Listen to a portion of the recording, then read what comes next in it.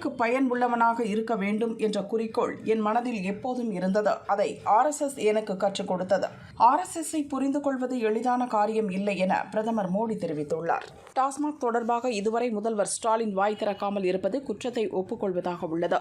செந்தில் கைதான போது வீடியோ வெளியிட்ட முதல்வர் இப்போது மௌனம் காப்பது ஏன் என பாரதிய ஜனதா மாநில பொருளாளர் SR சேகர் கேள்வி எழுப்பியுள்ளார். 2G ஊழலை விட டாஸ்மாக் ஊழல் அதிகம். சுமார் 2 லட்சம் கோடி அளவுக்கு முறைகேடுகள் நடந்திருக்கின்றன. இதில் 1000 கோடி ரூபாய்க்கு மட்டும்தான் ஊழல் நடந்திருக்கிறது என சொன்னால் சிரிப்பார்கள் என்று இந்து மக்கள் கட்சி தலைவர் அர்ஜுன் சம்பத் தெரிவித்துள்ளார். டெல்லி, சத்தீஸ்கரை தொடர்ந்து மது ஊழலால் திமுக ஆட்சியை இழக்கும். அதிமுகவில் யார் பெரியவர் யார் சிறியவர் என்ற ஈகோ கிடையாது. அதிமுக உடைக்க முடியாத பேரியக்கம். தொண்டர்களே சதிகளை முறியடிப்பார்கள் என அதிமுக முன்னாள் அமைச்சர் ஜெயக்குமார் கூறினார். புவிசார் அரசியல் குறித்து விவாதிக்க நடைபெறும் ரைசினா மாநாட்டில் பங்கேற்பதற்காக நியூசிலாந்து பிரதமர் கிறிஸ்டோபர் லக்சன் டெல்லி வந்துள்ளார். அவரை மத்திய வெளியுறவுத்துறை அமைச்சர் ஜெய்சங்கர் சந்தித்து பேசினார். தமிழகத்தில் திமுக ஆட்சிக்கு வந்ததில் இருந்து மாநிலம் முழுவதுமே கனிம வளங்கள் கொள்ளையடிக்கப்பட்டுக் கொண்டிருக்கின்றன என தமிழக பாரதிய ஜனதா தலைவர் அண்ணாமலை தெரிவித்தார். முழுக்க திமுகவினரால் நடத்தப்படும் இந்த கொள்ளையால் தமிழக வளங்கள் பறிபோவதோடு தமிழக மக்களுக்கு தேவைப்படும் கட்டிடப் பொருள்களுக்கும் பற்றாக்குறை ஏற்படுகிறது. இவர்கள் மீது எப்போது நடவடிக்கை எடுக்கும் இந்த கையாலாகாத திமுக அரசு என அறிக்கையில் கூறியுள்ளார். ஊழலில் காட்டாற்றையை உருவாக்க வல்லவர்கள் என்பதே திமுக ஆட்சியின் அதிகார வரலாறு. டாஸ்மாக் முறைகேட்டை தீவிரமாக ஆராய்ந்தால் சிறுமீன்கள் முதல் திமிங்கிலங்கள் வரை சிக்கும் என தவிக தலைவர் விஜய் தெரிவித்துள்ளார். இதுபோன்ற முறைகேடுகள் மூலம் ஈட்டப்பட்ட பணம்தான் 200 தொகுதிகளை வெல்வோம் என்ற இருமாப்பு சூளுரையின் பின்னணியாக இருக்கும் போல எத்தனை கோடிகளை கொட்டினாலும் வெற்றி விளம்பர மாடல் திமுக அரசின் ஊழல் வித்தைகள் செல்லாது என்றும் கூறியுள்ளார். பிரிந்து கிடக்கும் அதிமுகவினர் ஒன்று சேர்ந்து 2026 சட்டசபை தேர்தலை சந்தித்தால் அதிமுக மீண்டும் ஆட்சி அமைக்கும் என O பன்னீர்செல்வம் கூறினார். இது நடக்க வேண்டுமென்றால் ஈகோ பிடித்து பிரிந்து கிடக்கும் தலைவர்கள் ஈகோவை விட்டு ஒன்று சேர வேண்டும் என்றும் தெரிவித்தார். தமிழ், தெலுங்கு சினிமாவில் நகைச்சுவை நடிகையாக நடித்து பலரை மகிழ்வித்த நடிகை பிந்து கோஷ் உடல் நலக்குறைவால் சென்னையில் காலமானார். அவருக்கு வயது 76. திங்கட்கிழமை அவரது இறுதிச் சடங்குகள் நடைபெறுகின்றன. டெல்லியில் இருந்து பெங்களூருக்கு விமானத்தில் வந்த நைஜீரிய பெண்கள் இருவரிடமிருந்து 75 கோடி ரூபாய் மதிப்புள்ள 37 கிலோ போதைப் பொருட்களை கர்நாடக போலீசார் கைப்பற்றினர். கைதான பெண்கள் மும்பைக்கும் பெங்களூருவுக்கும் பலமுறை போதைப் பொருட்களை கடத்திச் சென்றிருப்பது தெரியவந்துள்ளது. திருப்பூர் வடக்கு வட்டம் PN சாலை போயம்பாளையம் பஸ் நிறுத்தம் அருகே உள்ள மெடிக்கலுக்கு மருந்து வாங்க வந்த ஒருவர் திடீரென மயங்கி விழுந்து இறந்தார். போலீசார் விசாரணையில் அவர் பெயர் ரமேஷ்குமார், வயது 42, கிழக்கு பொம்மநாயக்கன் பாளையத்தைச் சேர்ந்தவர் என்பது தெரியவந்தது. முன்னாள் முதல்வர் ஜெயலலிதா பிறந்த நாளை முன்னிட்டு கரூர் மாவட்ட அதிமுக MGR இளைஞர் அணி சார்பில் குதிரை ரேக்லா போட்டி நடைபெற்றது. முன்னாள் அமைச்சர் MR விஜயபாஸ்கர், சின்னசாமி, சிவபதி ஆகியோர் கொடியசைத்து போட்டியை துவக்கி வைத்தனர். விழுப்புரம் மாவட்டத்துக்கு உட்பட்ட ஆரோவில்லில் நடந்து வந்த குதிரையேற்ற போட்டிகளில் தமிழகத்தின் கோவை மற்றும் மேல்மருவத்தூர் வீரர்கள் அதிக பதக்கங்கள் பெற்று பார்வையாளர்களின் பாராட்டுகளை பெற்றனர். விண்வெளியில் இருக்கும் சுனிதா வில்லியம்ஸ் பத்திரமாக பூமிக்கு திரும்புவார். இந்தியா மற்றும் ஜப்பான் நாடுகள் இணைந்து சந்திராயன் 5 விண்கலத்தை ஏவுவதற்கு அனுமதி அளித்துள்ளதாக இஸ்ரோ விஞ்ஞானி நாராயணன் தெரிவித்தார். டாஸ்மாகில் 1000 கோடி ரூபாய் ஊழல் நடந்துள்ளதாக பொத்தாம் பொதுவாக கூறாமல் அமலாக்கத்துறை விரிவான விசாரணை நடத்தி பொதுமக்களுக்கு விளக்கம் அளிக்க வேண்டுமென தேமுதிக பொதுச் செயலாளர் பிரேமலதா கேட்டுக்கொண்டார். காங்கிரஸ் MP ராகுல் தென்கிழக்கு ஆசிய நாடான வியட்நாம் செல்வதை வழக்கமாக வைத்துள்ளார். திடீரென வியட்நாம் மீது ராகுலுக்கு இவ்வளவு அன்பு இருப்பதற்கான காரணம் என்னவென்று பாஜக மூத்த தலைவர் ரவிசங்கர் பிரசாத் கேள்வி எழுப்பியுள்ளார். புத்தாண்டு பிறந்தபோது அங்கிருந்த ராகுல் 22 நாட்கள் வியட்நாமிலேயே செலவிட்டுள்ளார். தன் தொகுதியில் கூட அவர் இவ்வளவு நாட்கள் செலவிடுவதில்லை என்றும் தெரிவித்துள்ளார். திமுக அரசை வரும் சட்டசபை தேர்தலில் வீழ்த்தியே ஆக வேண்டும் என்ற எண்ணத்தோடு ஒரே நேர்கோட்டில் பயணிக்கும் அனைவரும் ஓரணியில் திரள வேண்டிய காலமும் நேரமும் நெருங்கிவிட்டது என டிடிவி தினகரன் கூறியுள்ளார். நாம் அனைவரும் ஒற்றுமையோடு ஒருங்கிணைந்து பணியாற்றி திமுகவை வீழ்த்திடுவோம், தேசிய ஜனநாயக கூட்டணியின் நல்லாட்சியை தமிழகத்தில் அமைத்திடுவோம் என்றும் தெரிவித்துள்ளார். ஏப்ரல் துவக்கத்தில் இலங்கைக்கு இந்திய பிரதமர் மோடி வருவார். அப்போது சம்பூர் சூரிய சக்தி மின் நிலையம் திறக்கப்படும் என இலங்கை வெளியுறவு அமைச்சர் விஜிதா ஹெராத் கூறியுள்ளார். மேலும் இந்தியாவுடன் பல்வேறு துறைகளில் புரிந்துணர்வு ஒப்பந்தங்கள் கையெழுத்தாகும் என்றும் தெரிவித்தார். மேற்குவங்க மாநிலம் பிர்பூம் மாவட்டத்தில் ஹோலி கொண்டாட்டத்தின் போது இரு பிரிவினருக்கிடையே மோதல் ஏற்பட்டது. அப்போது கல்வீச்சு சம்பவங்கள் நடந்தன. மோதல் ஏற்பட்ட பகுதிகளில் போலீசார் குவிக்கப்பட்டனர். இந்நிலையில் இங்குள்ள சில பகுதிகளில் இணைய சேவை முடக்கப்பட்டுள்ளது. தென் மாவட்டங்கள் மற்றும் டெல்டா மாவட்டங்களில் இன்றும் நாளையும் மிதமான மழை பெய்யக்கூடும். இந்த நாட்களில் மற்ற பகுதிகளில் 2 டிகிரி செல்சியஸ் வெப்பநிலை அதிகரிக்கும் என்று சென்னை வானிலை ஆய்வு மையம் கூறியுள்ளது. அதே நேரம் 18 முதல் 21ஆம் தேதி வரை தமிழகம், புதுச்சேரி மற்றும் காரைக்கால் முழுதும் பரவலாக இடி மின்னலுடன் மிதமான மழை பெய்யும் என்றும் தெரிவித்துள்ளது. கனடாவின் புதிய பிரதமராக மார்க் கார்னி பதவியேற்றார். அவரது புதிய அமைச்சரவையில் இந்திய வம்சாவளியைச் சேர்ந்த 2 பெண்களுக்கு வாய்ப்பு கிடைத்துள்ளது. இந்தோ கனடாவைச் சேர்ந்த அனிதா ஆனந்த் மற்றும் டெல்லியில் பிறந்த கமல் கேரா ஆகியோர் மார்க் கார்னியின் அமைச்சரவையில் இணைந்துள்ளனர். சென்னையிலிருந்து விழுப்புரம் மாவட்டம் செஞ்சி நோக்கி 3 பேர் பைக்கில் சென்றனர். வல்லம் பகுதியில் உள்ள தொண்டியாறு அருகே சென்றபோது அரசு பஸ் பைக் மீது மோதியது. பைக்கில் சென்ற துரைக்கண்ணு, அவரது மனைவி பச்சையம்மாள், மகள் கோபிகா ஆகியோர் சம்பவ இடத்திலேயே பலியானார்கள். துக்க நிகழ்வில் பங்கேற்க சென்றபோது இந்த சம்பவம் நடந்துள்ளது. வேலூர் மாவட்டம் முடினாபட்டு கிராமத்தைச் சேர்ந்தவர் கோவிந்தராஜ். இவரது மகள் சிவானி வயது 13, 9ஆம் வகுப்பு படித்து வந்தார். டெங்கு காய்ச்சலால் பாதிக்கப்பட்ட சிவானி தனியார் ஹாஸ்பிட்டலில் சிகிச்சை பெற்று வந்தார். அங்கு சிகிச்சை பலனின்றி பரிதாபமாக இறந்தார்.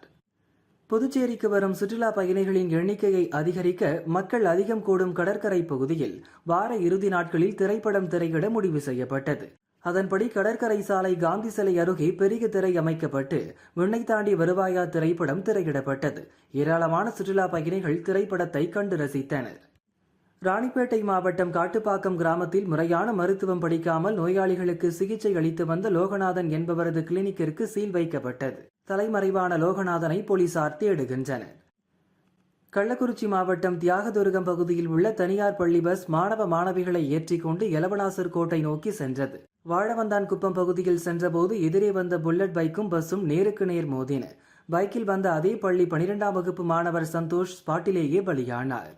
முதல்வர் ஸ்டாலின் பிறந்த நாளை முன்னிட்டு நாமக்கல் மாவட்டம் ராசிபுரம் அடுத்த மங்களாபுரத்தில் ஜல்லிக்கட்டு போட்டி நடைபெற்றது. போட்டியை முன்னாள் எம்எல்ஏ ராமசாமி கொடியசைத்து துவக்கி வைத்தார். களத்தில் சீறி பாய்ந்த காளைகளை காளையர்கள் மடக்கி பிடித்து அடக்கியனர். வெற்றி பெற்ற மாடுபிடி வீரர்களுக்கு வெள்ளி, சில்வர், மிக்சி, கிரைண்டர் உள்ளிட்ட பல்வேறு பரிசுகள் வழங்கப்பட்டன. தஞ்சை புதிய பஸ் நிலையம் அருகே போக்குவரத்து போலீசார் ஹெல்மெட் அணிவதன் அவசியம் குறித்து விழிப்புணர்வு ஏற்படுத்தினர். ஹெல்மெட் அணிந்து வந்தவர்களை மடக்கிய போக்குவரத்து போலீஸ் இன்ஸ்பெக்டர் ரவிச்சந்திரன் அவர்களுக்கு இளநீர் வழங்கினார். வெயில் காலத்தில் தொண்டைக்கு இதமா இளநீர் குடிங்க, மண்டைக்கு பதமா ஹெல்மெட் போடுங்க என அறிவுரை வழங்கி அனுப்பி வைத்தார்.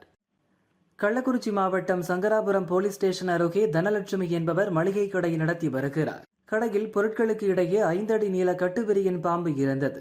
தீயணைப்பு துறையினர் விரைந்து சென்று பாம்பை பாதுகாப்பாக பிடித்து காட்டுப்பகுதியில் விட்டனர். பிரபல இசையமைப்பாளர் AR ரஹ்மானுக்கு திடீர் உடல்நலக்குறைவு ஏற்பட்டது.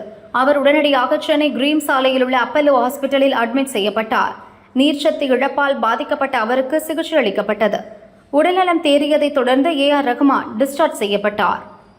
கரூர் மதுரை தேசிய நெடுஞ்சாலையில் 2வீலரில் சென்ற ஒருவர் விபத்தில் சிக்கி இரத்த காயங்களுடன் இறந்தார். அவ்வழியாக சென்ற அமைச்சர் செந்தில் பாலாஜி விபத்தில் காயமடைந்த நபரை கட்சி நிர்வாகி காரில் ஏற்றி மருத்துவமனைக்கு அனுப்பி வைத்தார். விபத்தில் காயமடைந்த நபருக்கு உதவிய அமைச்சரை அங்கிருந்தவர்கள் பாராட்டினர். தூத்துக்குடியில் உள்ள அனல் மின் நிலையத்தின் குளிரூட்டும் அறை மற்றும் கட்டுப்பாட்டு அறை பகுதியில் திடீரென தீ விபத்து ஏற்பட்டது. 20க்கும் மேற்பட்ட வாகனங்களில் சென்ற தீயணைப்புத் துறையினர் தொடர்ந்து தீயை அணைக்கும் பணியில் ஈடுபட்டுள்ளனர். இருப்பினும் பல கோடி ரூபாய் மதிப்பிலான மின்சார வயர்கள் மற்றும் இயந்திரங்கள் எரிந்து நாசமாகின. தீ விபத்து காரணமாக 630 மெகாவாட் மின் உற்பத்தி பாதிக்கப்பட்டுள்ளது. அமெரிக்கா முழுதும் ஒரே நேரத்தில் சூறாவளி, புழுதி புயல், காட்டுத்தீ பேரழிவை ஏற்படுத்தியுள்ளது. இதுவரை மொத்தம் 26 பேர் பலியாகி உள்ளனர். மின் இணைப்பு துண்டிக்கப்பட்டதால் 2 லட்சம் பேர் பாதிக்கப்பட்டுள்ளனர். கடந்த 2022ஆம் ஆண்டின் பட்ஜெட்டில் வானிலை ஆராய்ச்சி மையம் அமைப்பதாக அறிவிப்பை வெளியிட்டார்கள். ஆனால் அதற்கான வேலைகள் நடந்தபாடில்லை. வானிலை ஆராய்ச்சி மையத்திற்கு ஒதுக்கிய நிதி எங்கே என்பது குறித்து நிதியமைச்சர் விளக்க வேண்டும் என பாஜக மாநில பொருளாளர் SR சேகர் விமர்சித்துள்ளார்.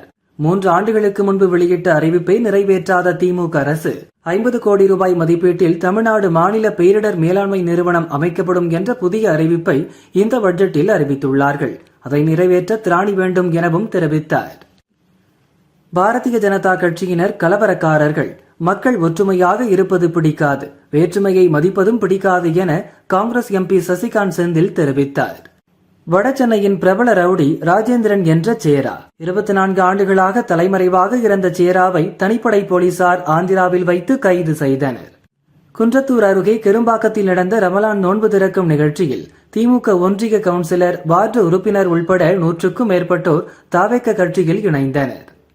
ஸ்ரீ சத்யசாய் மாவட்டத்தில் மது போதையில் அரசு பஸ்ஸின் பின்புற டயர் அருகே உள்ள ஸ்டெப்னி மீது படுத்துக்கொண்டு பயணம் செய்த ஆசாமியால் பரபரப்பு ஏற்பட்டது. திமுக பொதுக்கூட்டத்திற்கு மின்சாரம் திருடுவது தொடர்ந்து நடைபெற்று வருகிறது. சென்னை தரமணியில் நடைபெற்ற திமுக பொதுக்கூட்டத்திற்கு டிரான்ஸ்பார்மரில் இருந்து மின்சாரம் திருடப்பட்டதாக புகார் எழுந்துள்ளது. முதல்வர் ஸ்டாலின் பிறந்த நாளை முன்னிட்டு திருப்பூர் மாவட்டம் பல்லடத்தில் முதல் முறையாக ரேக்லா ரேஸ் நடந்தது. அமைச்சர் சாமிநாதன் கொடியசைத்து துவக்கி வைத்தார். 200 மீட்டர் மற்றும் 300 மீட்டர் என 2 பிரிவுகளாக நடந்த போட்டியில் 400க்கும் மேற்பட்ட ரேக்லா வண்டிகள் பங்கேற்றன. போட்டியில் வெற்றி பெற்றோருக்கு பரிசுகள் வழங்கப்பட்டன. கன்னியாகுமரி மாவட்டம் திருப்பரப்பு அருவியில் நீரின்றி வெறிச்சோடி காணப்படுகிறது. பாறைகள் அனைத்தும் காய்ந்த நிலையில் உள்ளது. விடுமுறை தினமான இன்று சுற்றுலா பயணிகள் வந்த நிலையில் நீர் இல்லாததால் பெரும்பாலான சுற்றுலா பயணிகள் ஏமாற்றத்துடன் திரும்பி சென்றனர். மதுரை மத்திய சிறைச்சாலையில் டிஐஜி முருகேசன் தலைமையில் 3 உதவி கமிஷனர்கள் 100க்கும் மேற்பட்ட போலீசார் சோதனையில் ஈடுபட்டனர். 3 மணி நேரம் சோதனை செய்தனர். போதைப் பொருட்கள், செல்போன் உள்ளிட்ட பொருட்கள் எதுவும் சிக்கவில்லை என சிறைத்துறை சார்பில் தெரிவிக்கப்பட்டுள்ளது. கோவை மாவட்டம் பொள்ளாச்சி அடுத்த ஆனைமலை தர்மராஜா திரௌபதியம்மன் கோவிலில் நடந்த குண்டம் திருவிழாவில் 54 அடி நீளமுள்ள குண்டத்தில் 500க்கும் மேற்பட்ட பக்தர்கள் தீ மிதித்து நேர்த்திக்கடன் செலுத்தினர். திருச்செந்தூர் கோயில் நாழிக்கிணறு பகுதியில் இருந்து ஐயா கோவில் வரை சுமார் 50 அடிக்கு இன்று அதிகாலை கடல் உள்வாங்கியது. கடலில் பாசி படிந்த பாறைகள் வெளியே தெரிகின்றன. அதன் மேல் நின்று பக்தர்கள் ஆபத்தை உணராமல் புகைப்படம் எடுத்தனர். திருப்பதியில் மாணவிகளுக்கு இடையே ஏற்பட்ட மோதலால் பள்ளியின் 2வது மாடியில் இருந்து சக மாணவி ஒருவர் மற்றொரு மாணவியை தள்ளிவிட்டார். இதில் பலத்த காயமடைந்த மாணவி தீவிர சிகிச்சை பிரிவில் சேர்க்கப்பட்டார். சிவகங்கை மாவட்டம் திருப்பத்தூர் அருகே விராமதி பேய் கண்மாயில் பாரம்பரிய முறைப்படி கையால் முடையப்பட்ட ஊதாக்கூடை மூலம் மீன்பிடிக்கும் வினோத மீன்பிடி திருவிழா நடைபெற்றது. 500க்கும் மேற்பட்டோர் கலந்து கொண்டனர். நாட்டு வகை மீன்களான ஜிலேபி, விரால், கட்லா, ரோகு, மிருகால், சீசி பிள்ளு, கொண்டை உள்ளிட்ட மீன்களை மகிழ்ச்சியுடன் பிடித்து சென்றனர். காஞ்சிபுரம் ஏகாம்பரநாதர் கோயில் அருகே உள்ள வண்டார் குழலி சமேத தான்தோன்றீஸ்வரர் கோயிலில் நடந்த சிறப்பு பூஜையில் ட்ரோன் மூலம் சிவபெருமானுக்கு பாலாபிஷேகம் செய்யப்பட்டது. பக்தர்கள் திரளாக வந்து தரிசனம் செய்தனர். சிவகங்கை மாவட்டம் காரைக்குடி மீனாட்சிபுரம் முத்துமாரியம்மன் கோயிலில் மாசி பங்குனி பால்குட திருவிழா விமர்சையாக நடந்தது. பல்லாயிரக்கணக்கான பக்தர்கள் பால்குடம் எடுத்து அலகு குத்தி தீச்சட்டி எடுத்து நேர்த்திக்கடன் செலுத்தினர். பக்தர்களுக்கு வெயிலின் தாக்கத்தை குறைக்க பஜார் பள்ளிவாசல் சார்பில் முஸ்லிம்கள் நீர் ஊற்றினர். காவல்துறையினர் மற்றும் ஊர்காவல் படையினர் பாதுகாப்பு பணியில் ஈடுபட்டுள்ளனர். தூத்துக்குடி அனல்மின் நிலையத்தில் திடீரென தீப்பிடித்தது. சுமார் 12 மணி நேரத்திற்கு மேலாக எரிந்து வரும் தீயை அணைக்க 3 மாவட்டங்களைச் சேர்ந்த தீயணைப்புத் துறையினர் போராடி வருகின்றனர். அனல்மின் நிலைய பகுதி முழுதும் கரும்புகையாக சூழ்ந்து மூச்சு திணறல் ஏற்படும் சூழ்நிலை உருவாகியுள்ளது. இந்த தீ விபத்தில் 3 அலகுகளில் 630 மெகாவாட் மின்சாரம் உற்பத்தி நிறுத்தப்பட்டுள்ளது. பல 100 கோடி ரூபாய் இழப்பு ஏற்பட்டுள்ளது. திருச்சி நத்தர்ஷா பள்ளிவாசலில் சந்தனக்கூடு விழா விமரிசையாக நடைபெற்றது. ஹஜ்ரத் தபலே ஆலம் பாதுஷா அவர்களின் நினைவிடத்தில் மத நல்லிணக்கத்தை வலியுறுத்தும் விதமாக தர்கா நிர்வாகிகள், இந்து கிறிஸ்தவ மக்கள் மற்றும் முஸ்லிம் மதத்தைச் சேர்ந்த மக்கள் பலரும் மலர் போர்வை அணிவித்து வழிபாடு மேற்கொண்டனர். லட்சக்கணக்கான மக்கள் கலந்து கொண்டனர். திருச்சி லால்குடி அன்பில் கிராமத்தில் உள்ள ஸ்ரீ மாரியம்மன் கோயிலில் பங்குனி தேரோட்டத்தை முன்னிட்டு பூச்சொரிதல் விழா விமரிசையாக நடைபெற்றது. அம்மனின் பச்சை பட்டினி விரதம் தொடங்கியது. திரளான பக்தர்கள் பூக்களை அம்மனுக்கு சாற்றி வழிபட்டனர்.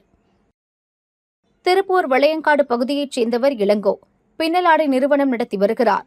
இரவு இவரது வீட்டில் மின்கசிவு காரணமாக தீ பற்றியது. இதை அறிந்த இளங்கோ உடனே குடும்பத்தினருடன் வெளியேறினார். தீயை அணைக்க முற்பட்டபோது திடீரென சிலிண்டர் வெடித்து சிதறியது. இதில் இளங்கோவின் வீடும் வணிக நிறுவன கட்டடமும் முழுவதுமாக இடிந்து தரைமட்டமானது. இந்த விபத்தில் 30 லட்சம் மதிப்பிலான துணிகள் எரிந்து சேதமானது. அனுப்பர்பாளையம் போலீசார் விசாரிக்கின்றனர். கள்ளக்குறிச்சி மாவட்டம் கல்வராயன் மலையில் பெருக்கஞ்சேரி ஓடை பகுதியில் சாராய ஊறல் மற்றும் சாராயம் இருந்ததை மதுவிலக்கு போலீசார் கண்டுபிடித்தனர். 160 லிட்டர் சாராய ஊறல் மற்றும் 12 லிட்டர் சாராயத்தை கொட்டி அழித்தனர். பொன்னுசாமி, சிந்தாமணி ஆகியோர் கைது செய்யப்பட்டனர். தலைமறைவான சித்ரா, முருகேசன், மாரிமுத்து ஆகிய மூவரை போலீசார் தேடுகின்றனர். டாஸ்மாக் ஊழலுக்கு பொறுப்பேற்று முதல்வர் ஸ்டாலினும் அமைச்சர் செந்தில் பாலாஜியும் பதவி விலக வேண்டும் என பாஜக மாநில பொதுச் செயலாளர் கருப்பு முருகானந்தம் கூறினார். மேகதாதுவில் அணை கட்டுவோம் என சொல்லும் கர்நாடக துணை முதல்வர் சிவக்குமார் 22ஆம் தேதி சென்னை வரவுள்ளார். அவருக்கு எதிராக கருப்பு கொடி ஏந்தி ஆர்ப்பாட்டம் நடத்தப்படும் என்றும் தெரிவித்தார். புதுச்சேரி வில்லியனூர் சிவசுப்பிரமணியர் கோயிலுக்கு 27 லட்சம் ரூபாய் செலவில் 27 அடி உயரத்தில் புதிதாக தேர் செய்யப்பட்டுள்ளது. இந்த தேரின் வெள்ளோட்டம் இன்று நடந்தது. முதல்வர் ரங்கசாமி, அமைச்சர் தேனி ஜெயக்குமார், எதிர்க்கட்சித் தலைவர் சிவா ஆகியோர் பங்கேற்று வடம் பிடித்து இழுத்து தேரோட்டத்தை துவக்கி வைத்தனர். ஏராளமான பக்தர்கள் பங்கேற்று சாமி தரிசனம் செய்தனர். தூத்துக்குடி மாவட்டம் ஒட்டப்பிடாரம் அருகே புதூர் பாண்டியபுரம் கிராமத்தில் மாட்டு வண்டி பந்தயம் விறுவிறுப்பாக நடந்தது. போட்டியில் 23 மாட்டு வண்டிகள் கலந்து கொண்டன. வெற்றி பெற்றவர்களுக்கு ரொக்க பரிசு வழங்கப்பட்டது. இந்திய அளவில் ஊழல் செய்வதில் திமுக அரசு எல்லோருக்கும் முன்னோடியாக இருக்கிறது. ஒரே துறையில் 3 ஆண்டுகளில் 50,000 கோடி ஊழல் செய்து வரலாற்று சாதனை படைத்துள்ளதாக பாஜக மாநில துணைத் தலைவர் KP ராமலிங்கம் குற்றம் சாட்டியுள்ளார். டாஸ்மாக் ஊழலுக்கு எதிராக பாஜக சார்பில் நாளை டாஸ்மாக் அலுவலகம் முற்றுகை போராட்டம் நடத்தப்படுகிறது. இந்த போராட்டத்தில் அனைத்து அரசியல் கட்சிகளும், திமுக கூட்டணியில் உள்ள ஊழலுக்கு எதிரான கட்சிகளும் எங்களுடன் இணைந்து போராட அழைப்பு விடுக்கிறோம் என்றார். கிருஷ்ணகிரி மாவட்டம் ஊத்தங்கரை கல்லாவி பிரிவு சாலையில் மினி வேனில் அரசு முத்திரை பதித்த முட்டைகளை இருவர் விற்பனை செய்தனர். தகவல் அறிந்த ஊத்தங்கரை போலீசார் முட்டைகளையும் மினி வேனையும் பறிமுதல் செய்து இருவரை போலீஸ் ஸ்டேஷனுக்கு அழைத்து சென்று விசாரிக்கின்றனர். AR ரஹ்மான் உடல்நிலை குறித்து அவரது மகன் அமீன் விளக்கமளித்துள்ளார். நீர்ச்சத்து குறைபாடு காரணமாக உடல்நிலை சற்று பலவீனமாக இருந்தது. அதனால் நாங்கள் பரிசோதனை மேற்கொண்டோம். இப்போது தந்தை நலமுடன் இருக்கிறார். எனது தந்தைக்காக பிரார்த்தனை செய்த உறவினர்கள், ரசிகர்கள், நலம் விரும்பிகளுக்கு நன்றி என கூறியுள்ளார். முறைகேடு செய்வதில் பெரும் அனுபவம் வாய்ந்த, கைதேர்ந்த மற்றும் நுட்பமான மூளைகளால் மட்டுமே டாஸ்மாகில் இவ்வளவு பெரிய முறைகேடு செய்ய முடியும் என தாவிக தலைவர் விஜய் கூறியுள்ளார். அமலாக்கத்துறை டாஸ்மாகில் நடந்துள்ள கணக்கில் வராத பண மோசடி குறித்து பயன்படுத்தியுள்ள வார்த்தைகளை பார்த்தால் வெற்றி விளம்பர மாடல் திமுக அரசு பற்றி ஓர் ஊழல் இலக்கியமே எழுதும் அளவிற்கு இருக்கிறது என்றும் தெரிவித்துள்ளார். கோவை செல்வபுரம் பகுதியில் ரம்ஜான் பண்டிகையை முன்னிட்டு ஒற்றுமை நண்பர்கள் குழு சார்பில் செகர் விருந்து நிகழ்ச்சி நடந்தது. விடிய விடிய 5000த்திற்கும் மேற்பட்டோருக்கு சிக்கன், மட்டன் பிரியாணி பரிமாறப்பட்டது. அனைத்து சமூகத்தினரும் இந்த விருந்தில் கலந்து கொண்டு மத நல்லிணக்கத்தை வெளிப்படுத்தினர். திருச்சி உக்கரகாளியம்மன் கோயில் பூச்சொரிதல் விழா விமர்சையாக நடந்தது. பூத்தட்டுகளை தலையில் சுமந்து வந்து அம்மனுக்கு பூக்களை சாற்றி வழிபட்டனர். பெருந்திரளான பக்தர்கள் கலந்து கொண்டு வழிபட்டனர். பழனிசாமி பாரதிய ஜனதாவுடன் போக மாட்டேன், கூட்டணியில் சேரமாட்டேன் என்று சொன்னவர் இப்ப ஏன் மாறி வருகிறார் என அமமுக பொதுச் செயலாளர் தினகரன் கேட்டார். செங்கோட்டையின் மூலம் பழனிசாமியை அடிமைப்படுத்தக்கூடிய வேலையை பாரதிய ஜனதா செய்ய வேண்டிய அவசியம் இல்லை என அவர் கூறினார். ஈராக்கில் அதிரடியாக வான்வழி தாக்குதல் நடத்தி ISIS பயங்கரவாத தலைவர் அபு கதீஜாவை அமெரிக்கா கொலை செய்தது. ஈராக் உளவுத்துறையின் தகவலை அடுத்து அமெரிக்க ராணுவம் அதிரடி தாக்குதல் நடத்தியது. இந்திய அணிக்காக தோனி கேப்டனாகவும் நான் துணை கேப்டனாகவும் இருந்தபோது ஒவ்வொரு போட்டியிலும் ஒவ்வொரு ஓவரின் போதுமே நான் அவரிடமிருந்து பல்வேறு விஷயங்களை கற்றுக்கொண்டேன் என விராட் கோலி கூறியுள்ளார்.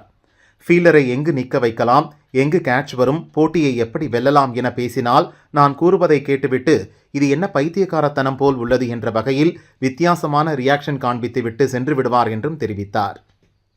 ஹமாஸ் பயங்கரவாத அமைப்புக்கு ஆதரவாக செயல்பட்டதாக இந்திய மாணவி ரஞ்சனி விசாவை அமெரிக்கா ரத்து செய்தது. அமெரிக்காவிலிருந்து 11ஆம் தேதி தானாகவே ரஞ்சனி வெளியேறினார். ரஞ்சனி கொலம்பியா பல்கலைக்கழகத்தில் நகர்ப்புற திட்டமிடல் தொடர்பாக ஆராய்ச்சி படிப்பு படித்தார்.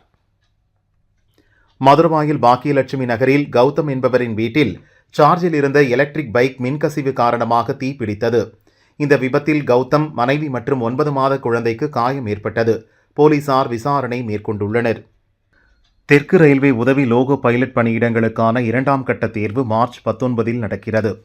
தமிழகத்தை சேர்ந்த 90% தேர்வர்களுக்கு தெலுங்கானா மாநிலத்தில் மையம் ஒதுக்கீடு செய்யப்பட்டுள்ளது அதிர்ச்சி அளிக்கிறது என அதிமுக பொதுச் செயலாளர் பழனிசாமி கூறியுள்ளார். 1000 கிலோமீட்டருக்கு அப்பால் சென்று தேர்வு எழுதுவது தேர்வர்களுக்கு மிகுந்த சிரமத்தை அளிக்கும். தமிழக தேர்வர்களுக்கான மையங்களை தமிழகத்திலேயே ஒதுக்கீடு செய்ய வேண்டும் என்றும் வலியுறுத்தியுள்ளார். திருப்பூர் பழைய பஸ் ஸ்டாண்டில் மருத்துவமனைக்கு செல்வதற்காக நடந்து சென்ற நிறைமாத கர்ப்பிணியான சுமதி என்பவருக்கு திடீரென பிரசவ வலி ஏற்பட்டு குழந்தை பிறந்தது. அங்கு பாதுகாப்பு பணியில் ஈடுபட்டிருந்த போலீசார் துப்புரவு பணியாளர் உதவியுடன் தாயையும் குழந்தையையும் ஆம்புலன்ஸ் மூலம் திருப்பூர் அரசு மருத்துவமனைக்கு அனுப்பி வைத்தனர். ஓசூர் ஸ்ரீ சந்திரசூடேஸ்வரர் கோயிலில் மகா கும்பாபிஷேக விழா வெகு விமர்சையாக நடந்தது. வேத மந்திரங்கள் ஓத கோபுர கலசங்கள் மீது புனித நீர் ஊற்றப்பட்டு மகா கும்பாபிஷேகம் நடத்தப்பட்டது.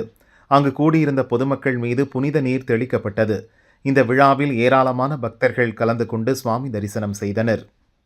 கரூர் சனப்பிரட்டி கிராமத்தில் நண்பரின் பிறந்தநாள் கொண்டாட்டத்தில் நண்பர்களுக்கு இடையே தகராறு ஏற்பட்டு ஒருவருக்கொருவர் மதுபோதையில் தாக்கிக் கொண்டனர். இதில் காயமடைந்த பிரகாஷ் என்பவர் தனது நண்பர்களுடன் சேர்ந்து சந்தோஷ்குமார் என்பவரை கத்தியால் குத்திவிட்டு தப்பி ஓடினார். மருத்துவமனை செல்லும் வழியில் சந்தோஷ்குமார் பரிதாபமாக இருந்தார்.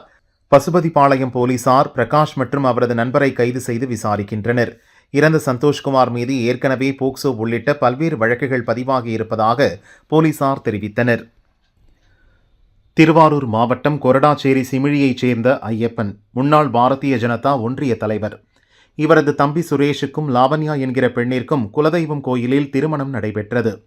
திருமணம் முடிந்து மணமக்கள் காரில் திருமண மண்டபத்திற்கு வந்தவுடன் முதல் வேலையாக மண்டப வாசலில் மும்மொழி கல்விக்கு ஆதரவாக வைக்கப்பட்டிருந்த பதாகையில் கையெழுத்திட்டனர். புதுக்கோட்டை திலகர் திடலில் தமிழ்நாடு நாட்டுப்புற மேடை கலைஞர்கள் சங்கத்தின் 10ஆம் ஆண்டு நாட்டுப்புற கலை விழா நடைபெற்றது. நாட்டுப்புற கலைஞர்கள் 100க்கும் மேற்பட்டோர் தப்பாட்டம் அடித்தும் கட்டைக்கால் ஆட்டம், கருப்பர் வேடம் உள்ளிட்ட சாமி வேடங்கள் அணிந்து ஆடினர்.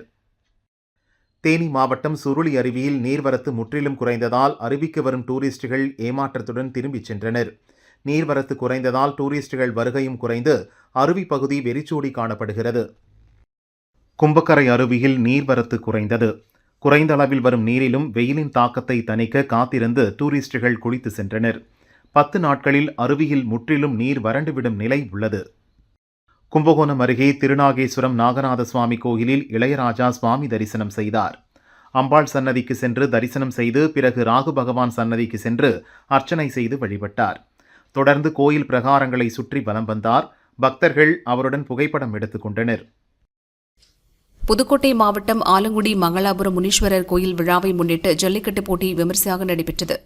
பிற்படுத்தப்பட்டோர் நல அமைச்சர் மெய்யநாதன் தொடங்கி வைத்தார். 700 காளைகளும் 300 காளையர்களும் பங்கேற்றனர். தமிழகத்தில் வளிமண்டல கீழடுக்கு சுழற்சி நிலவுகிறது.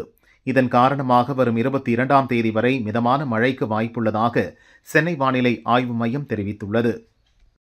தருமபுரி மாவட்டம் காரியமங்கலம் வழியாக சொகுசு காரில் கேரளாவிற்கு 1 டன் குட்காவை கடத்தி சென்ற ராஜஸ்தான் வாலிபர் மகேந்திரா என்பவரை பாலக்கோடு போலீசார் கைது செய்தனர். 3 லட்சம் மதிப்பிலான கஞ்சா மற்றும் காரை போலீசார் பறிமுதல் செய்து மகேந்திராவை தருமபுரி சிறையில் அடைத்தனர். கர்நாடக போலீஸ் டிஜிபி ராமச்சந்திர ராவின் வளர்ப்பு மகள் நடிகை ரன்யா ராவ் சட்டத்துக்கு புறம்பாக 14.8 கிலோ தங்கத்தை துபாயிலிருந்து கடத்தி வந்ததாக கைது செய்யப்பட்டார். அதன் மதிப்பு ரூபாய் 12.56 கோடி. இதில் தந்தைக்கும் தொடர்பு இருப்பது கண்டுபிடிக்கப்பட்டது. இதையடுத்து அவரை கட்டாய விடுப்பில் செல்லும்படி கர்நாடக அரசு நேற்று உத்தரவிட்டது. கோவை மதுக்கரை அருகே பாலத்துறை திருமலையம்பாளையம் சாலையில் சட்டவிரோதமாக கற்களை ஏற்றிச் சென்ற 2 டிப்பர் லாரிகளை கனிமவளத்துறை அதிகாரிகள் மடக்கி பிடித்து சோதனையிட்டு விசாரித்தனர். கோவை மதுக்கரை நகராட்சி திமுக தலைவர் நூர்ஜஹான் நாசர் என்பவரது மகன் ஷாருக் கான் சட்டவிரோதமாக கனிமவள கடத்தலில் ஈடுபட்டது தெரியவந்தது.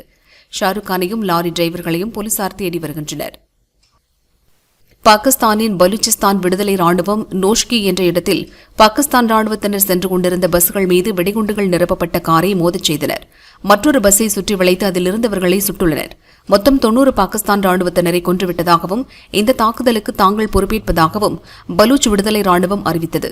ஆனால் 5 ராணுவத்தினர் மட்டுமே கொல்லப்பட்டதாகவும் 35 பேர் காயமடைந்ததாகவும் நோஷ்கியைச் சேர்ந்த முகமது ஜாஃபர் என்ற போலீஸ் அதிகாரி தெரிவித்தார். விஜயகாந்த் நடித்த கள்ளழகர் படம் மூலம் சினிமாவில் அறிமுகமான வில்லன் நடிகர் சோனு சூட். அதன் பிறகு பல ஹிந்தி படங்களிலும் நடித்துள்ள அவர் சமூக சேவைகளும் செய்து வருகிறார்.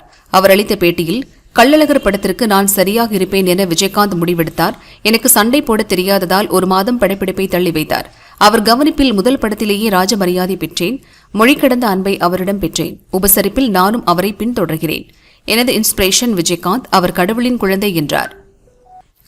தமிழில் அச்சம் என்பது மடமையடா, தேவராட்டம், சத்திரியன், களத்தில் சந்திப்போம் உள்ளிட்ட பல படங்களில் நாயகியாக நடித்த மஞ்சிமா மோகன் நடிகர் கௌதம் கார்த்திக்கை காதலித்து திருமணம் செய்து கொண்டார்.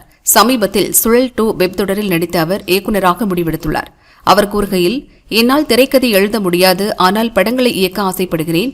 எழுத்தாளர் எழுதும் கதையை திரையில் கொண்டுவர முடியும் என நம்புகிறேன். த்ரில்லர் படங்களை இயக்குவது எனக்கு கனவு. அடுத்த 5-6 ஆண்டுகளில் ஒரு படத்தை இயக்குவேன் என்றார். முண்டாசுப்பட்டி ராட்சசன் படங்களுக்கு பிறகு இயக்குநர் ராம்குமார் நடிகர் விஷ்ணு விஷால் கூட்டணி 3வது முறையாக இணைந்துள்ளது. முதல் உருவான முண்டாசுப்பட்டி படம் காமெடியாகவும், இரண்டாவதாக உருவான ராட்சசன் படம் த்ரில்லராகவும் வெளிவந்த நிலையில் 3வது படமாக காதல் கதையை கையில் எடுத்துள்ளனர். இப்படத்திற்கு 2 வானம் என டைட்டில் வைத்து போஸ்டர்களை படக்குழு வெளியிட்டுள்ளது. அஸ்வத் மாரிமுத்து இயக்கத்தில் பிரதீப் ரங்கநாதன், அனுபமா பரமேஸ்வரன், கயாடு லோகர் நடிப்பில் திரைக்கு வந்த டிராகன் படம் 150 கோடிக்கு மேல் வசூலித்துள்ளது. இதில் பல்லவி கதாபாத்திரத்தில் நடித்த கயாட் லோகர் கூறுகையில், முதலில் அனுபமா நடிக்க இருந்த ரோலுக்காக என்னிடம் அஸ்வத் பேசினார். பிறகு பல்லவி ரோலில் நடிக்கச் சொன்னார். பல்லவி ரோலை மக்கள் விரும்பும்படி வெளிப்படுத்தி காட்டுவதாக இயக்குநர் சொன்னது போல் என்னை ரசிகர்களிடம் கொண்டு சேர்த்தார். தமிழ் சினிமாவில் எனக்கு திருப்பம் ஏற்படுத்திய இயக்குநருக்கு நன்றியுள்ளவளாக இருப்பேன் என்றார். நடிகரும் இயக்குநர் சிவாவின் தம்பியுமான பாலா தனது உறவுக்கார பெண்ணான கோகிலா என்பவரை 4வதாக திருமணம் செய்தார். இதனையடுத்து 3வது மனைவி எலிசபெத் பாலா தன்னை எப்படி ஏமாற்றினார் என்பதை பல குற்றச்சாட்டுகளுடன் வீடியோ வெளியிட்டார். இதற்கு பதிலடி கொடுக்கும் விதமாக பாலாவின் 4வது மனைவி கோகிலா, பாலாவை பிரிந்து இன்னொருவரை ரகசிய பதிவு திருமணம் செய்து கொண்ட நீங்கள் ஏதோ உரிமை உள்ளவள் போலவும் பாலா மட்டும் நிறைய குற்றங்கள் செய்தவர் போன்றும் தோற்றத்தை உருவாக்க முயற்சிக்கிறீர்கள். நாங்கள் நிம்மதியாக வாழ்ந்து வருகிறோம். நீங்களும் தற்போதைய உங்கள் கணவருடன் நிம்மதியாக வாழுங்கள். மீண்டும் பாலாவை பற்றி தவறாக செய்தி பரப்ப நினைத்தால் எதிர்கொள்ள தயாராக இருக்கிறேன் என பேசியுள்ளார். இயக்குநர் அறிவழகனின் உதவியாளர் கௌதமன் கணபதி இயக்கியுள்ள சரண்டர் படத்தில் நாயகனாக நடிக்கிறார் தர்ஷன். இவர் முதல் முறையாக போலீஸ் அதிகாரியாக நடிக்கிறார். தெலுங்கு இசையமைப்பாளர் விகாஷ் பதிசா இப்படத்தின் மூலம் தமிழில் அறிமுகமாகிறார். படப்பிடிப்பு முடிந்து இறுதிக்கட்ட பணிகள் நடந்து வருகிறது. அறிமுக இயக்குநர் தம்பிதுரை மாரியப்பன் இயக்கத்தில் உருவாக்கியுள்ள படம் டிராமா. நடிகர் விவேக் பிரசன்னா, நடிகைகள் பூர்ணிமா, ரவி, சாந்தினி, தமிழரசன் உள்ளிட்டோர் நடித்துள்ள இப்படம் மார்ச் 21 ரிலீஸ் ஆகிறது. இதன் இசை வெளியீட்டு விழாவில் பேசிய சாந்தினி, என்னை திரையுலகில் அறிமுகப்படுத்திய குரு பாக்யராஜ். நான் இத்தனை ஆண்டுகள் சினிமாவில் இருக்க அவர்தான் காரணம். அவர் சொல்லிக் கொடுத்ததை பயன்படுத்தியே இப்போதும் நடித்து வருகிறேன் என்றார். ராணிப்பேட்டை மாவட்டம் கருங்காலிக்குப்பத்தில் 36ஆம் ஆண்டு காளை விடும் விழா விமரிசையாக நடைபெற்றது. குறுகிய நேரத்தில் சீறிப்பாய்ந்து கடந்த காளைகளை வெற்றி பெற்றதாக அறிவித்து காளைகளின் உரிமையாளர்களுக்கு பரிசுத் தொகை வழங்கப்பட்டது. நிதிநிலை அறிக்கை மூலம் தமிழக அரசு ஆசிரியர்கள் மற்றும் அரசு ஊழியர்களுக்கு நாமம் சாத்திவிட்டதாக ஓசூரில் ஜாக்டோ ஜியோ மாநில ஒருங்கிணைப்பாளர் மாயவன் குற்றம் சாட்டினார். தமிழகம் முழுவதும் வரும் 23ஆம் தேதி உண்ணாவிரத போராட்டம் நடத்தவுள்ளதாகவும் தங்களுடைய கோரிக்கைகள் ஏற்றுக்கொள்ளாவிட்டால் போராட்டம் தொடரும் என எச்சரித்தார். தருமபுரி மாவட்டம் ஒகேனக்கல் சுற்றுலா தலத்தில் உள்ள உணவகங்கள், குளிர்பான கடைகள், தள்ளுவண்டிகள் மற்றும் மீன் கடைகளில் உணவு பாதுகாப்பு அதிகாரிகள் திடீர் சோதனையில் ஈடுபட்டனர். 6 கடைகளில் காலாவதியான குளிர்பானங்கள், கெட்டுப்போன மீன்கள் விற்பனை செய்ததை கண்டறிந்த அதிகாரிகள் அவற்றை பறிமுதல் செய்தனர். 6 கடைகளுக்கு சுமார் 15,000 வரை அபராதம் விதித்து எச்சரித்தனர். ராணிப்பேட்டை மாவட்டம் சோழிங்கர் ஒன்றியம் வேலம் எடையப்பாளையம் கிராமத்தில் 30,000 லிட்டர் கொள்ளளவு கொண்ட மேல்நிலை நீர்த்தேக்க தொட்டியை மக்கள் பயன்பாட்டிற்கு எம்எல்ஏ முனிரத்னம் திறந்து வைத்தார். சிமெண்ட் சாலை, கழிவுநீர் கால்வாய், குடிநீர் டேங்க் உள்ளிட்ட அடிப்படை வசதிகள் தேவைகள் தெரிவித்தால் செய்து தருவதாக கூறினார். தமிழக சட்டசபை சபாநாயகர் அப்பாவுவை அந்த பதவியிலிருந்து நீக்க கோரும் தீர்மானத்தை கடந்த ஜனவரி மாதம் சட்டமன்ற எதிர்க்கட்சி துணைத் தலைவர் உதயகுமார் கொடுத்துள்ளார். சபாநாயகர் அப்பாவுக்கு எதிரான அதிமுக எம்எல்ஏக்கள் அளித்துள்ள நம்பிக்கையில்லா தீர்மானம் நாளை விவாதத்திற்கு எடுத்துக் கொள்ளப்படும் என சட்டசபை செயலாளர் சீனிவாசன் அறிவித்துள்ளார். எனக்கு ஓட்டு போட்டாலும் சரி, போடாவிட்டாலும் சரி, சாதி அரசியலை ஒருபோதும் ஏற்க மாட்டேன் என மத்திய போக்குவரத்து அமைச்சர் நிதின் கட்கரி தெரிவித்துள்ளார். சாதியை பற்றி யாராவது பேசினால் அவர்களை கடுமையாக உதைப்பேன் என்று கூறினார். சிரியாவின் லடாக்கியா நகரில் உள்ள அடுக்குமாடி குடியிருப்பின் தரைத்தளத்தில் உள்நாட்டு போரின் போது பயன்படுத்தப்பட்ட வெடிமருந்துகள் இருந்துள்ளது. இரவு திடீரென வெடிமருந்துகள் வெடித்துச் சிதறியது. இதில் அடுக்குமாடி குடியிருப்பு இடிந்தது. இடிபாடுகளில் சிக்கி 16 பேர் உயிரிழந்தனர். பலர் படுகாயமடைந்தனர். தகவலறிந்த போலீசார் படுகாயமடைந்தவர்களை மீட்டு மருத்துவமனையில் சிகிச்சைக்காக சேர்த்தனர். இந்த சம்பவம் தொடர்பாக விசாரிக்கின்றனர். வடக்கு மாசிடோனியாவில் இரவு விடுதியில் ஏற்பட்ட தீ விபத்தில் 51 பேர் பலியாகினர். பலர் காயமடைந்தனர். பார்வையாளர்கள் பட்டாசுகளை வெடித்ததால் தீப்பிடித்தது. இச்சம்பவத்தில் ஒருவர் கைது செய்யப்பட்டுள்ளார்.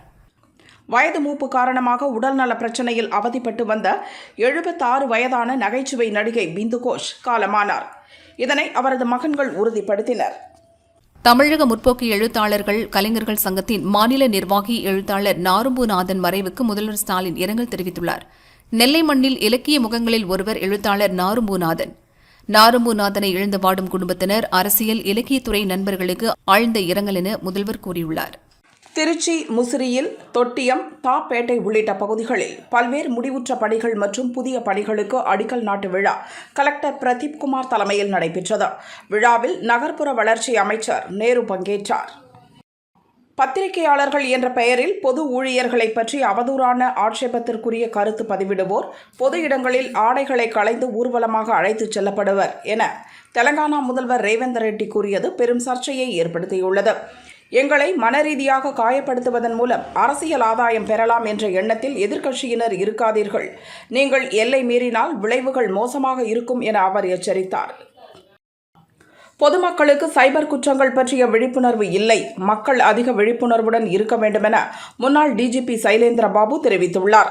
சைபர் குற்றங்கள் குறைய வேண்டுமென்றால் சட்டத்தில் திருத்தம் கொண்டு வர வேண்டும். சைபர் குற்றவாளிகளுக்கு தேசிய பாதுகாப்பு சட்டம் அல்லது குண்டர் சட்டத்தின் கீழ் ஓராண்டு காலம் சிறையில் அடைக்கும் அதிகாரத்தை போலீசாருக்கு வழங்க வேண்டுமென தெரிவித்தார்.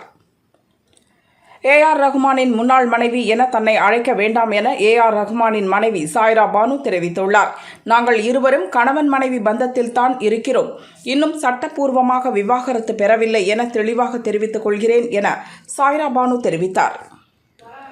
ராணிப்பேட்டை மாவட்டம் சோளிங்கர் அருகே விவசாய பணிகள் செய்ய வந்த கூலி தொழிலாளி முருகன் மின் இணைப்பு செய்யும் போது எதிர்பாராத விதமாக மின்சாரம் பாய்ந்து சம்பவ இடத்திலேயே இறந்தார். சோளிங்கர் போலீசார் உடலை மீட்டு விசாரணை செய்து வருகின்றனர். கட்சியை விட்டு விலகிய கோபத்தில் டிடிவி தினகரன் ஏதேதோ பேசுகிறார். அமமுக கட்சி ஒரு கறிக்கோழி, கொழு கொழுவென்று வளருமே தவிர குஞ்சு பொரிக்காது என அதிமுக வைகை செல்வன் தெரிவித்தார். தமிழக பட்ஜெட் விவசாயிகளுக்கு பிரயோஜனம் இல்லாத பட்ஜெட் என விவசாய சங்க தலைவர் ஐயாக்கண்ணு தெரிவித்தார். மத்திய அரசு பென்ஷனாக மாதம் 5000 வழங்க வேண்டும் என அவர் கோரிக்கை விடுத்துள்ளார். ராமநாதபுரம் திருச்சி பேசஞ்சர் ரயில் தினந்தோறும் 4:05க்கு புறப்படும். இந்நிலையில் மாலை 5:30 மணி வரை ரயில் புறப்படவில்லை. எந்தவித அறிவிப்பும் ரயில்வே அதிகாரிகளால் செய்யப்படவில்லை. இதனால் ஆத்திரமடைந்த பயணிகள் தகராறில் ஈடுபட்டனர். ரயில் நிலைய அதிகாரிகள் என்ஜின் கோளாறு என தெரிவித்தனர். மாற்று என்ஜின் வந்தவுடன் கிளம்பியது. கன்னியாகுமரி மாவட்டம் அருமனையைச் சேர்ந்தவர் ஜெயசிங் சத்தீஸ்கர் மாநிலத்தில் சிஆர்பிஎஃப் வீரராக பணிபுரிந்து வந்தார். இந்நிலையில் ஜெய்சிங்கிற்கு மாரடைப்பு ஏற்பட்டு இறந்தார். அவரது உடல் வீட்டிற்கு கொண்டு வரப்பட்டு அரசு மரியாதையுடன் அடக்கம் செய்யப்பட்டது. தமிழகத்தில் கடந்த ஆண்டு மட்டும் 1600 கோடி ரூபாய் பணத்தை பொதுமக்கள் சைபர் குற்றவாளிகளிடம் இழந்துள்ளனர். சைபர் மோசடி தலைநகரமாக கம்போடியா திகழ்வதாகவும் முன்னாள் டிஜிபி சைலேந்திர பாபு தெரிவித்துள்ளார். மதுரை அலங்காநல்லூர் அருகில் கீழக்கரை கலைஞர் நூற்றாண்டு ஏறு தழுவுதல் அரங்கில் ஜல்லிக்கட்டு விழா நடைபெற்றது. வணிக வரி மற்றும் பதிவுத்துறை அமைச்சர் மூர்த்தி துவக்கி வைத்தார். 900 காளைகள் மற்றும் 500 காளையர்கள் பங்கேற்றனர். போட்டியில் கச்சிராயிருப்பைச் சேர்ந்த 22 வயதான மகேஷ் பாண்டி என்ற இளைஞரின் நெஞ்சில் காளை முட்டி இறந்தார்.